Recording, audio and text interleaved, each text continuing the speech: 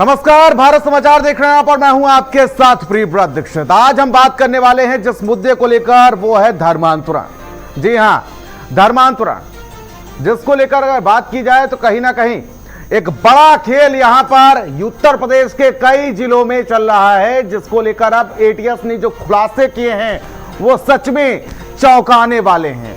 तो वहीं आपको बता दें कि फिलहाल जिसको लेकर अब अमिताभ यश ने जो खुलासे किए हैं वो कहीं ना कहीं अब चौंकाने वाले हैं। उत्तर प्रदेश के बलरामपुर में एक बड़ा गोरख धंधा चल रहा था, जहां पर लोगों को गुमराह किया जाता था, जहां पर लोगों को बरगलाया जाता था, जहां पर लोगों को लालच दिया जाता था, जहां पर लोगों के साथ लब जिहाद किया जाता था। उनको किसी ना किसी तरीके से उनको बरगलाकर, बहला फुसलाकर उनको धर्म परिवर्तन के लिए प्रेरित किया जाता था। इन केंद्र प्राकरण बस एक ही मकसद था, धर्मांतरण, जिसको लेकर विदेशों से भी एक मोटा पैसा दिया जाता था कि आप लोगों को बहकाइए, बरगलाइए और बस धर्मांतरण कराइए, जिसको लेकर उनके निशाने पर सबसे पहले दलित, पिछड़े लोग आते थे। यहां पर अगर बात की जाए तो लोगों को यह समझाया जाता था, लोगों को इसको लेकर रेट फिक्स किया जाता था कि वो किस जाति से हैं, किस धर्म से हैं, यह समझाया जाता था। बलरामपुर से एटीएस ने जो पर्दाफाश किया है, एक ऐसे गिरोह का पर्दाफाश किया है जो धर्मांतरण को करोड़ों का धंधा बना चुका था। प्रेम जाल में ब्रेन वॉश करके, धमकियां देके और विदेश फंडिंग, सब कुछ खेल चल रहा है। लेकिन अब नए यूपी में मजहब की आड़ में काला धंधा नहीं चलेगा। यह बाबा जी का राज है, जहां पर अवैध धर्मांतरण तो बिल्कुल भी नहीं। आप बरगलाएंगे, फंसाएंगे लोगों को तो कहीं ना कहीं उत्तर प्रदेश की पुलिस आपके लिए कार्रवाई करने के लिए तैयार है। जो धर्म को धंधा बनाएगा उसको सलाखों के पीछे भेज दिया जाएगा। आज इसी पर हम चर्चा करेंगे कि आखिर कैसे लोगों को टारगेट किया जाता था, कैसे लोगों को समझाया जाता था, जो विदेश से हवाला का पैसा आता था, आखिर कैसे उसका इस्तेमाल हिंदू से मुस्लिम बनाने के लिए किया जाता था। आज उसी पर चर्चा करेंगे, लेकिन उससे पहले हमारी रिपोर्ट देखिए।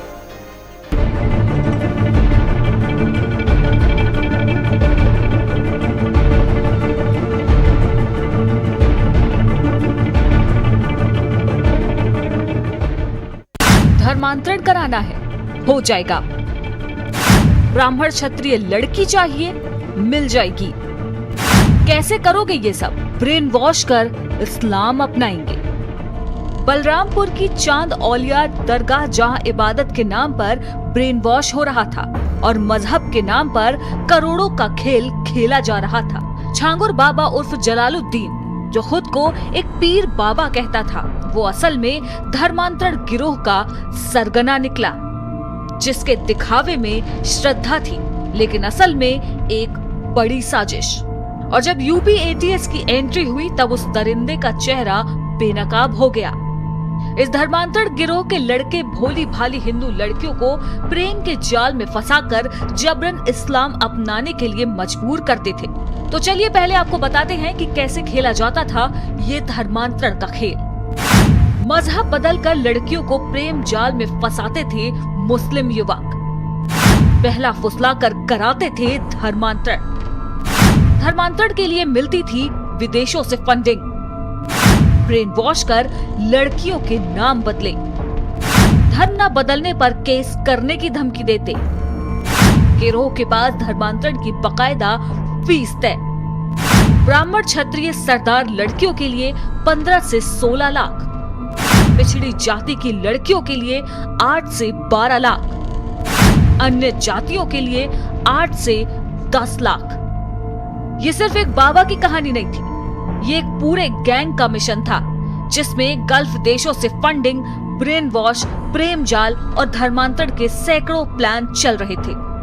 करोड़ों की संपत्ति, लग्जरी गाड़ियां, गल्फ देशों की यात्राएं और 100 करोड़ का काला धन, जिसका मकसद था हिंदू युवतियों और गरीब वर्ग को इस्लाम कबूल करवाना।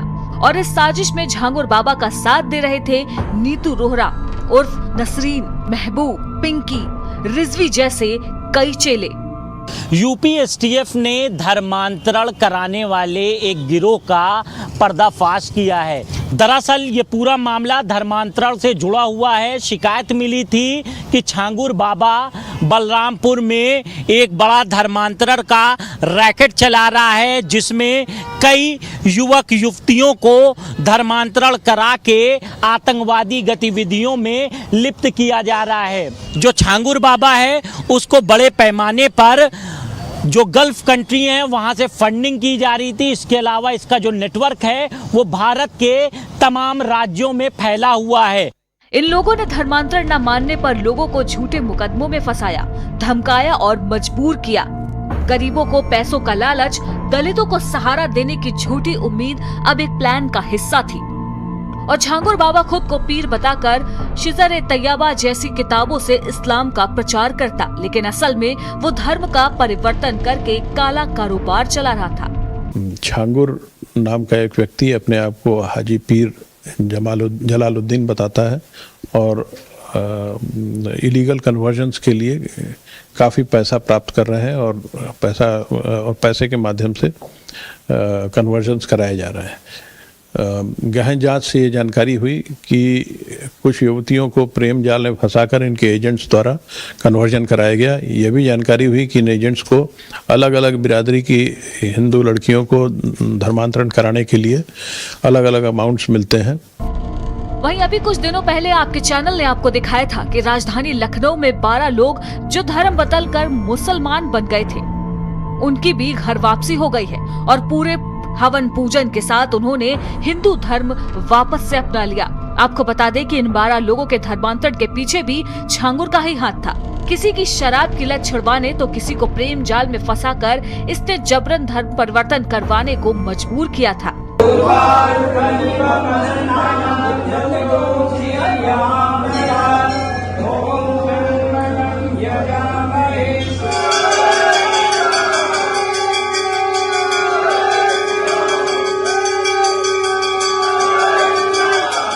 लेकिन अब कहानी बदल चुकी है। ये नया उत्तर प्रदेश है जहां मजहब के नाम पर धंधा नहीं चलेगा। यूपी एटीएस ने जब छापा मारा तो सिर्फ एक बाबा नहीं, पूरे गैंग की कमर तोड़ दी गई। दर्जनों बैंक खाते सीज हुए, संदिग्ध संपत्तियां जब्त की गईं और 4 बड़े आरोपी सलाखों के पीछे हैं। अब संदेश साफ है, जो धर्म को धंधा बनाएगा उसकी जगह सिर्फ जेल में होगी। अब धर्मांतरण कराने वालों की खैर नहीं। स्पेशल रिपोर्ट, भारत समाचार।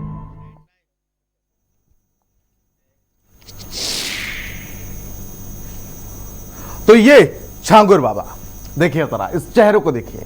अगर इसकी बात की जाए तो ये एक महज प्रधान हुआ करता था गांव का, और वहीं से इसने पूरा खेल शुरू किया। प्रधान के साथ साथ इसने वहां पर लोगों में पैड बनाई और पैड बनाने के साथ उनको फिर धीरे धीरे इसकी पहुंच जो है वो विदेशों तक होने लगी, और विदेशों तक होने के साथ साथ इसने फिर शुरू किया धर्मांतरण का गंदा खेल। लोगों को बरगलाना शुरू किया, बहकाना शुरू किया, और फिर इसने जाति के नाम पर लोगों को एक लिस्ट तय की कि अगर आप दलित हैं, पिछड़े हैं तो आपको कम पैसा दिया जाएगा, अगर आप जनरल में आते हैं तो आपको ज्यादा पैसा। चलिए आपको बताते हैं कि आखिर किस तरीके से ये लोगों को बरगलाता था। धर्मांतरण का खेल जिसमें बहला फुसलाकर ये लोगों का धर्मांतरण कराता था, धर्मांतरण कराने के लिए बरगलाता था, एन केन प्राकरण कैसे भी करके धर्मांतरण कराता था। विदेशों से इसको फंडिंग मिलती थी। इसके जो साथी हैं, अगर सबके अकाउंट देखे जाए तो 100 करोड़ से ज्यादा इसके अकाउंट में पाए गए हैं। समझिए कितनी बड़ी प्लानिंग थी, कितना बड़ा खेल था।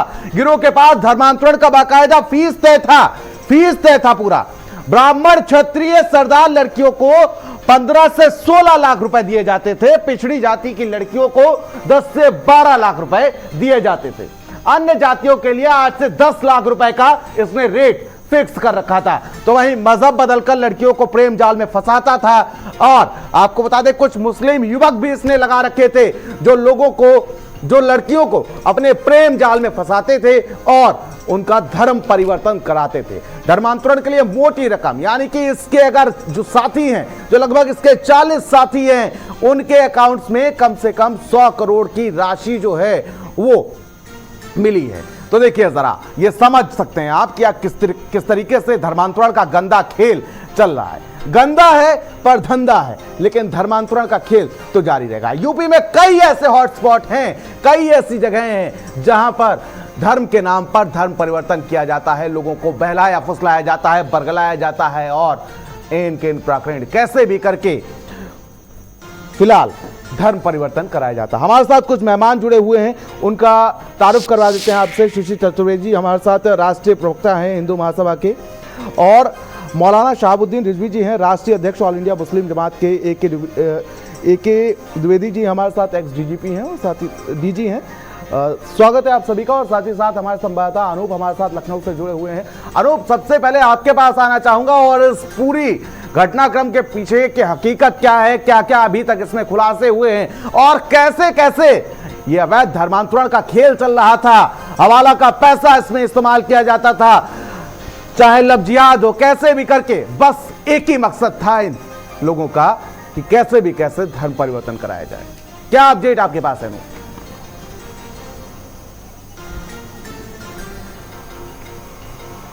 देखिए, बिल्कुल पूरे देश में अवैध धर्मांतरण का ये जो सिंडिकेट है वो चलाया जा रहा था, और जिसकी पूरी जो कड़ियाँ हैं वो बलरामपुर में जो जलालुद्दीन उर्फ जो बाबा है, पीर बाबा, वो जो है इसका मास्टरमाइंड था।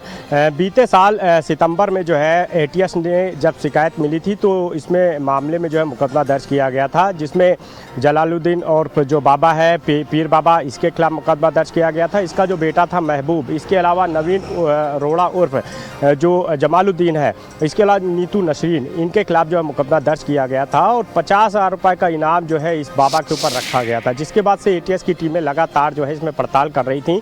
अप्रैल माह में जो बाबा का बेटा है महबूब और इसके अलावा जो नवीन रोड़ा जो जमालुद्दीन है, उसको गिरफ्तार किया गया था और उस पर पूछताछ में कई अहम खुलासे हुए थे। उसके बाद लगातार एटीएस इस पर काम कर रही थी और कल बड़ी कामयाबी मिली है जब 50,000 का इनामी जो बाबा है जमालुद्दीन, उसको गिरफ्तार किया गया। इसके अलावा उसके साथ महाराष्ट्र की जो लड़की है नीतू उर्फ नसरीन, उसे गिरफ्तार किया गया है। उनसे पूछताछ में ये बड़ा खुलासा हुआ है कि तकरीबन 40 ऐसे अकाउंट्स हैं जिनमें 100 करोड़ से अधिक की जो संपत्ति जो नकदी है वो यहाँ पर जो है ट्रांसफ़र की गई थी। ये पैसा विदेशी जो फंडिंग से जो है यहाँ पे लाया गया था और इसका इस्तेमाल जो है वो अवैध धर्मांतरण में किया जाता था।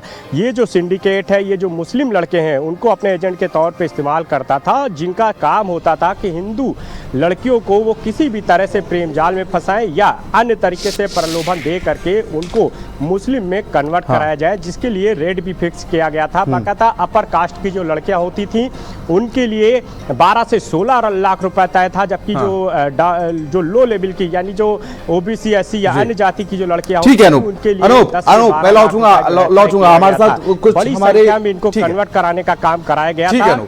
मैं लौटूंगा आपके पास। हमारे साथ ए.के. द्विवेदी जी हैं, हमारे साथ एक्स डीजी हैं। सर, बहुत बहुत स्वागत है आपका भारत समाचार की चर्चा में। और देखा गया है कि पिछले कुछ दिनों से अगर बात की जाए तो एक तरफ जहां सरकार कार्रवाई कर रही है, दूसरी तरफ ऐसे हॉटस्पॉट्स एक के बाद एक सामने आए। चाहे प्रयागराज की बात की जाए तो प्रयागराज से लगभग 40 किलोमीटर दूर एक गांव था जहां पर एक धंधा चल रहा था। जो लड़कियां थी उनको टारगेट करके उनको केरल भेजा जा रहा था, उनको ब्रेन वॉश किया जा रहा था, उनको आतंकी ट्रेनिंग दी जा रही थी। और अब बलरामपुर में एक पूरा मामला सामने आया है। इसमें एक बड़ा कहीं ना कहीं खुलासा हुआ है जिसमें देखा गया कि लोगों को एन केन प्रकरण कैसे भी करके उनको धर्म परिवर्तन कराया जाता था।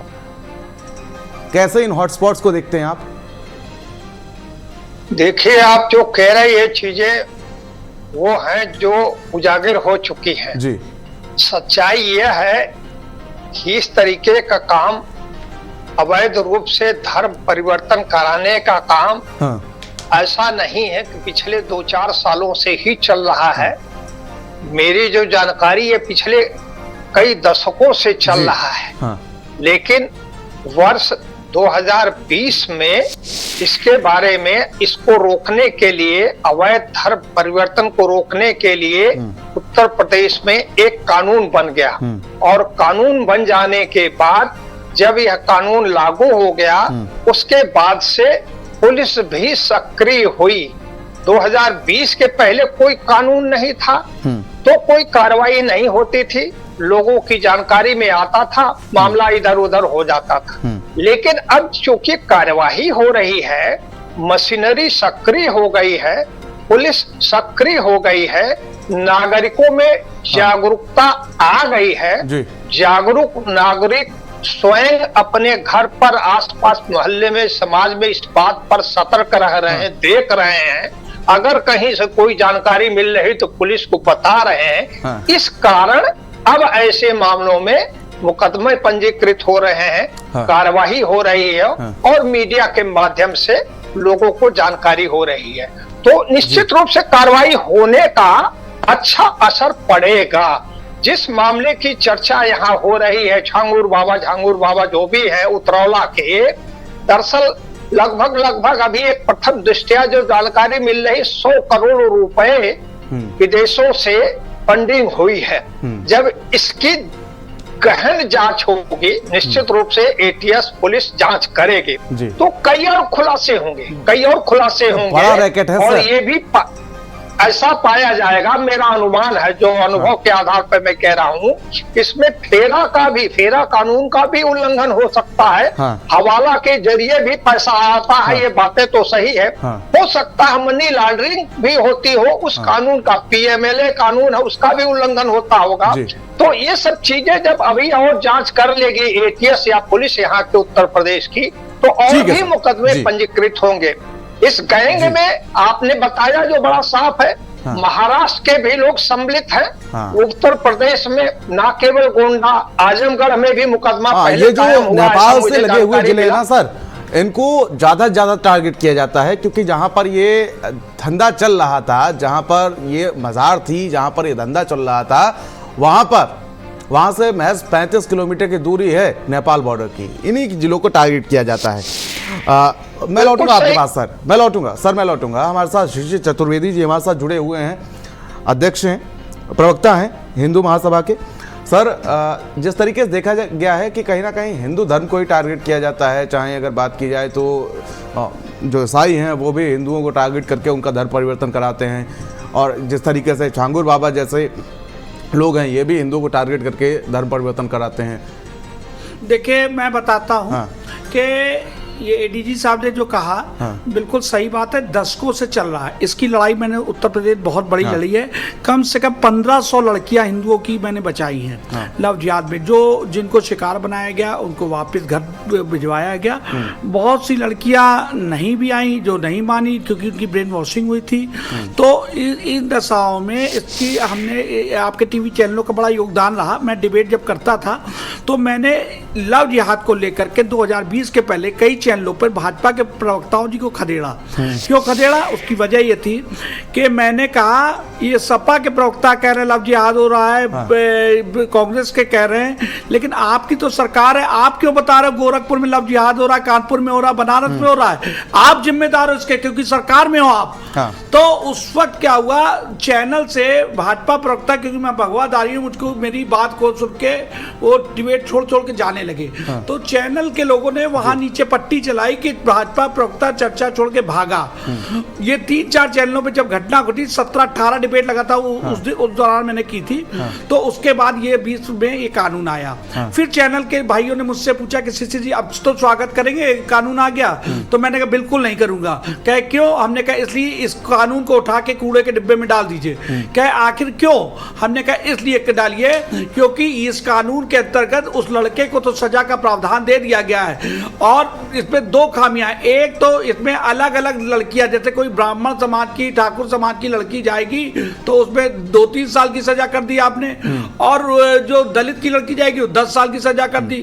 तो इसका मतलब 7 साल से कम की सजाओं में गिरफ्तारी नहीं है। तो वो जिहादी तो छूट जाएगा स्वर्ण लड़की में, और दलित की लड़की में जाएगा तो लड़की मतभेद कर दिया गया। दूसरी बात, सबसे अहम बात यह है कि एक लड़का अगर किसी लड़की की धर्मांतरण करा रहा है तो एक है, लेकिन उसका धर्मांतरण करा कौन रहा है? वो मौलवी करा रहा है। तो मौलवी को पहले जेल में भेजो जो एक एक दिन में 10-10 15 धर्मांतरण करा रहा है। और ये सुप्रीम कोर्ट की रूलिंग है। रूलिंग क्या है? सुप्रीम कोर्ट कहता है कोई लड़की अगर दूसरे धर्म को नहीं जाती तो उसका धर्मांतरण शून्य है। उसका अनुपालन आज भी उत्तर प्रदेश में नहीं हो रहा है। और आपको एक बहुत बेहतरीन बात बताता हूँ, ये जो पूरा कांड खुला है उसके पीछे मैं हूँ। मैंने क्या किया, मैं इस लड़ाई को, एक लखनऊ की लड़की हमारे संपर्क में आई और उसका धर्मांतरण कराया ये झांगुर बाबा लोगों ने। और ये पूरी मामला जब FIR हो गई, उसकी गवाही होनी थी, गवाही नहीं कराई जा रही थी। झांगुर बाबा का इतना पैसा है, ये 100 करोड़ आप बहुत कम बता रहे हैं, इतना पैसा है कि हर आदमी को खरीद ले लेता।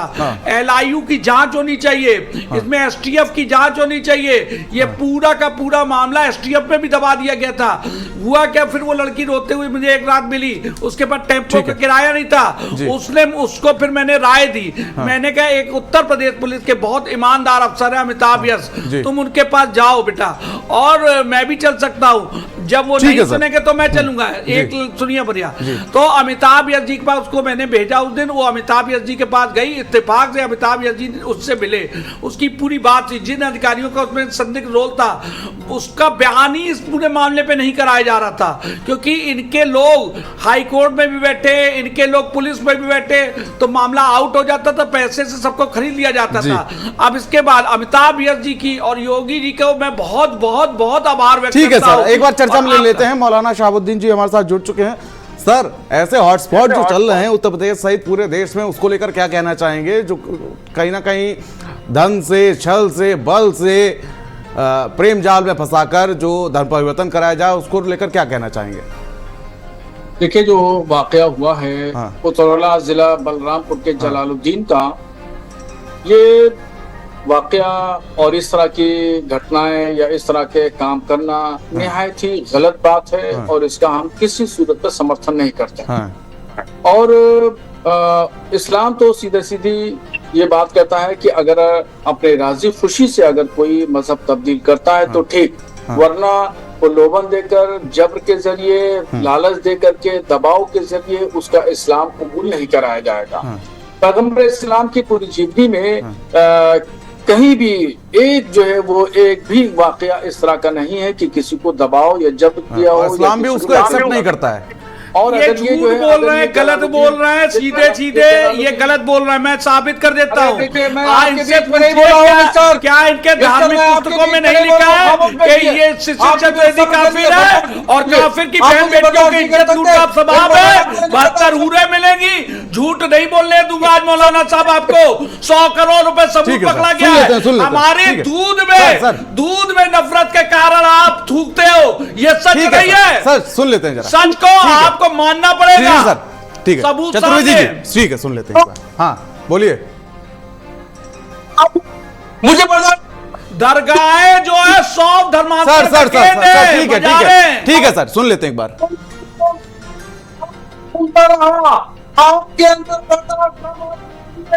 मिस्टर सब्र करिए सर। क्या साफ तौर पर संविधान, सर देश जो है वो संविधान से चलता है और अनुच्छेद 25 में साफ तौर पर लिखा गया, सुनिए सर सुनिए, अनुच्छेद 25 में साफ तौर पर लिखा गया है कि आप जबरन किसी का धर्म परिवर्तन नहीं करा सकते, कोई लोभ लालच देकर आप किसी का धर्म परिवर्तन नहीं करा सकते। तो ये क्या साफ तौर पर संविधान का उल्लंघन नहीं है? और भारत में रहने वाले हर व्यक्ति को संविधान का पालन करना होगा। तब्दील नहीं कराया जा सकता। और जब धर्म तब्दील नहीं कराया जा सकता तो ऐसी कंडीशन में अगर कोई भी शख्स जिसमें मुलविस पाया जाता है तो वो मुजरिम है, उसको उठा के बंद कर दीजिए, उसको चाहे फांसी लगा दीजिए। और मैं आपको बात ये बताऊं, देखिए सिर्फ आप लोग एक ही पहलू पे बात कर रहे हैं, दूसरे पहलू पे बात नहीं कर रहे हैं। उत्तर प्रदेश की कानून व्यवस्था करिए। उत्तर प्रदेश में कानून व्यवस्था की तो बात कर रहा हूँ सर, उठा के बंद कर दिया गया। 40 लोग और हैं, फोटो में सबकी पहचान हो रही है, सबकी छानबीन हो रही है। और आपके कहने के मुताबिक ये 20 साल से धर्मांतरण करा रहे होंगे। 100 करोड़ रुपए की बात आप कह रहे हैं तो 100 करोड़ रुपया एक दिन में 2-4 दिन में नहीं आ गया। इतने सालों से जब धर्मांतरण का खेल चल रहा था तो गवर्नमेंट कहाँ थी, पुलिस कहाँ थी? सर जो धर्म के ठेकेदार है, सर सुनिए, ठीक है सर, सर मेरे सवाल है, सर धर्म के ठेकेदार कहाँ है? जो आपके धर्म के ठेकेदार है वो आखिर कहाँ है? सुनिए सुनिए सर, जो धर्म के ठेकेदार है आखिर वो कहाँ है? इस 30,000 लोगों की आबादी बोलने से पहले वहाँ पे थाना भी है, वहाँ पे चौकी भी है, नाक के नीचे धर्म के ठेकेदार है, वो कहाँ थे? आप कहाँ थे? जो आज आप ये विरोध कर रहे हैं, ये आपको तब करना चाहिए। हुकूमत के अधिकारी कहाँ चले गए? हुकूमत के लोग देखिए 10 सेकंड में 3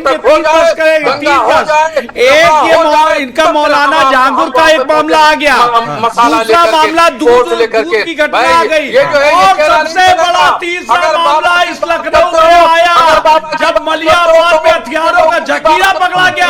कौन से गाड़ी उनकी तैयारी हो रही है? बोरी भर के कारतूस। आप चुप बैठिए, आपके बीच में करेंगे, आप चुप बैठिए, आपकी कोई हैसियत नहीं है बात करने की। आप डिबेट की उसूलों के खिलाफ बात कर रहे हैं, आप डिबेट की उसूलों के खिलाफ बात कर रहे हैं। विश्व परिषद धर्मांतरण कराने तो कोई बात नहीं, सबसे पहले इन लोग की जांच होनी चाहिए। इमाम और मौलाना जब तक धर्मांतरण में जेल नहीं जाएंगे तमिलनाडु में वाला नहीं है। आप मान लीजिए लखनऊ के बगल में बाराबंकी देवा शरीफ की बाजार है, यहाँ पर धर्मांतरण कराया जाता है। मेरे पास पीड़ता है, सबूत दूंगा। ये दरगाह नहीं है, हिंदुओं के धर्मांतरण का केंद्र है ये सब। एक तरफ इस्लाम के मानने वाले धर्मांतरण करा रहे हैं। लड़की क्या होती है? एक लड़की पूरा फर्ज होती है, एक लड़की से कई पीरियड करती है तो पूरा फर्ज जाएगा। ईसाइयत घर के बुजुर्ग का धर्मांतरण कराती है, गरीबी मजदूरी का फायदा उठा करके रोजगार दे करके। वो क्या करते हैं? बुजुर्ग के माध्यम से घर का धर्मांतरण कराते हैं। यहाँ दोनों जगह के मानने वाले कुछ लोग धर्मांतरण के खेल में शामिल है, कुछ लोगों को अब योगी सरकार पकड़ रही है। अभी ये जो मौलाना साहब कह रहे हैं सरकारें कहती है, तो ये सवाल ठीक है सर, छोटी छोटी बातों पे आप फतवा जारी कर देते हैं, इसको लेकर क्या फतवा जारी करेंगे? मैं पहले ही फतवा जारी कर चुका हूं, आपको अगर याद नहीं है तो मैं याद दिलाऊं। इसी मामले में सबसे पहले लव जिहाद का वाकया गोरखपुर से हुआ था, उसी के बाद मैंने फतवा जारी किया था। इस बात को 2.5 साल हो गए, मैं फतवा पहले ही जारी कर चुका हूं। अब आपको याद नहीं है तो मैं उसका सर फतवा जारी से फतवा जारी करने से नहीं होता सर। शाहबुद्दीन साहब, फतवा जारी करने से कुछ नहीं होता सर। अमल कितने लोग करते हैं ये भी तो है ना, अमल आखिर कितने लोग लेते हैं? आपकी बातों को कितने लोग मानते हैं ये भी बात है ना सर। अरे हिंदू बाबा जितने बैठे हैं उनकी बातों पे कौन अमल करता है? हम तो सरकार को प्रार्थना पत्र देते हैं। आप सरकार के पास गए, आप अधिकारियों के पास गए, आपके फतवे उठा के कूड़े की टोकरी फेंक दिए जाते हैं। ये आप ये हाँ मूर्ख मत बनाइए। सरकार अगर कोई खिलाड़ी अगर रमजान को क्या सुने, अगर कोई खिलाड़ी रमजान के महीने में पानी पी लेता है उसको लेकर तो आप फतवा जारी कर देते हैं।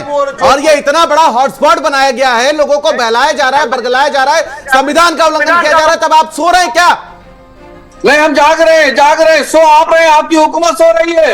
20 साल से धर्मांतरण हमारी हुकूमत ने पकड़ा है, 40 लोगों को पकड़ा जाएगा। अभी तो कुछ बकरे पकड़ जाए हैं। हुकूमत सो रही है, हुकूमत के हकदार सो रहे हैं सर। हुकूमत के आपके जो धर्म के ठेकेदार है ना सर, वो भी सो रहे हैं। ये जो विदेशी यात्राएं मौलाना करते हैं, इनके एनजीओ की जांच हो। अपराध आप करते हैं, अपराध आप करते हैं, अपराधी आप करते हैं। जिहाद से प्यार आपको है, जिहादी आप है, जिहादी मार सकते हैं। ठीक है जवाब मिलेगा, रुक जाओ, सब जवाब मिलेगा। द्विवेदी जी, जिस तरीके से देखा जा रहा है कि पिछले काफी लंबे समय से अभी विरोध तो कर रहे हैं मौलाना साहब, लेकिन इनके विरोध में भी कहीं ना कहीं समर्थन तो नजर आ रहा है। फतवा जारी कर दिया गया, अब ये कह रहे हैं कि इनसे जब सवाल किया गया कि आखिर उसको लागू कौन करता है, आखिर उसका अमल कितना किया जा रहा है, तो ये फिर दूसरे धर्म पे आ जाते हैं। समय की बात आज ऐसा कह रहे हैं, कभी कुछ और कह रहे हैं। लेकिन सच्चाई ये है, जैसे मैं सुन रहा हूं, कह रहे हैं कि हुकूमतें क्या कर रही हैं। हुकूमतें क्या किया क्या नहीं किया, ये बातें प्रदेश की जनता, देश की जनता अच्छी तरह से जानती है जी।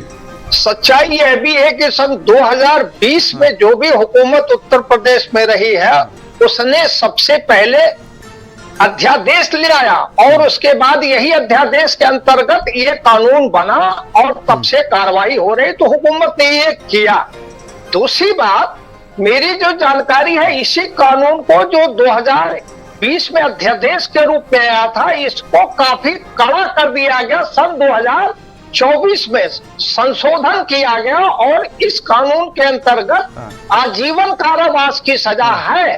तो हुकूमत तो कर रही है। दूसरी बात, जब सरकार ने कानून बना दिया तो ये बात उत्तर प्रदेश के सभी जिलाधिकारियों को, सभी थानों को, सभी एसपी को, सभी पुलिस अधिकारियों को जानकारी हो गई कि अब हमें इसके अंतर्गत कार्रवाई करना है। तो जब कोई शिकायत आती तो कार्रवाई करते हैं, पहले नहीं होता था। तो हुकूमत के निर्णय लेने के बाद, कानून बनाने के बाद यह कार्रवाई होना शुरू हुआ। और उत्तर प्रदेश का जो कानून है, मेरी जो जानकारी है, भारत में 6-7 राज्यों में ऐसे कानून हैं, लेकिन उत्तर प्रदेश का कानून बहुत ही सख्त कानून है।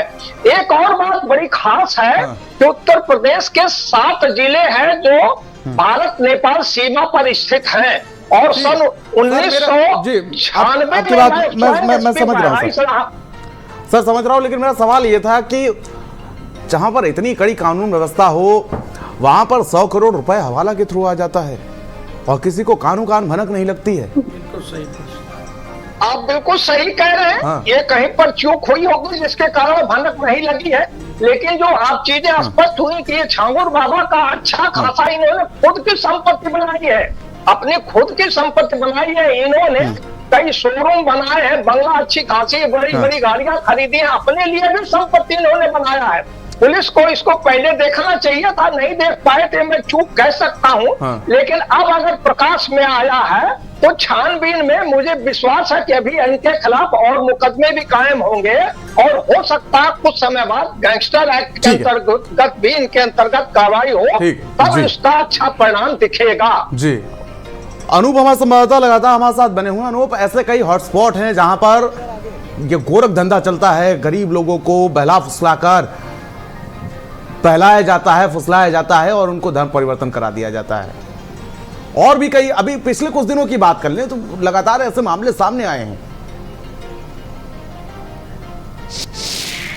मैं लखनऊ का एक और नाम देना चाहता हूं। देखिए, अगर हम बात करें तो कुछ समय पहले भी जो है इसी तरह सिंडिकेट का जो है खुलासा वो एटीएस की टीम ने किया था और उसमें भी ये पाया गया था कि पूरे भारत के तमाम अलग अलग राज्यों में जो है बड़ी संख्या में अकाउंट जो है खोले गए हैं और वहाँ पर विदेशी फंड यानी जो हवाला का पैसा है वो इसी तरह से ट्रांसफ़र कराया जा रहा है, जिनका इस्तेमाल जो है देश विरोधी गतिविधियों में और इस तरह से अवैध धर्मांतरण और लव जिहाद के मामलों में जो है किया जा रहा है।